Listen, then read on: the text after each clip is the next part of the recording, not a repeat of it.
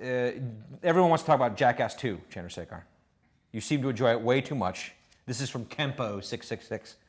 How was filming with the Jackass guys, and how did they select you for that role? Well, I made we wrote the film Dukes of Hazzard, and then I directed that film with Johnny Knoxville.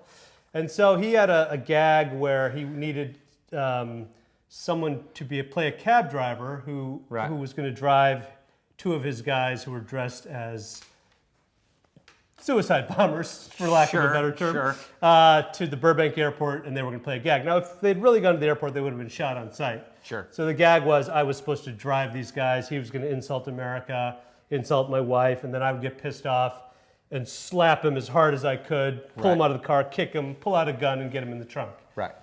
And you know, it was incredibly fun because we didn't know what was going to happen. It was just a wild... Now, why didn't those dudes recognize you?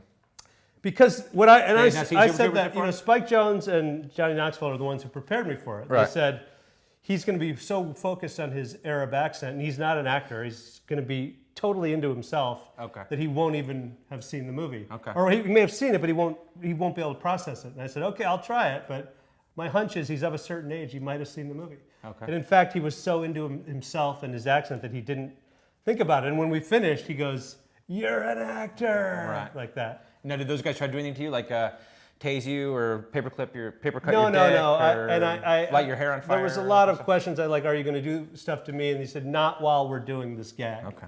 Before that, we'll hit you in the nuts. After that, we'll hit you in the nuts. But while we're doing the gag, I mean, in fact, the guy's beard was made of all of our pubic hair, right? And I shaved mine before we did the gag. Okay. It's good fun.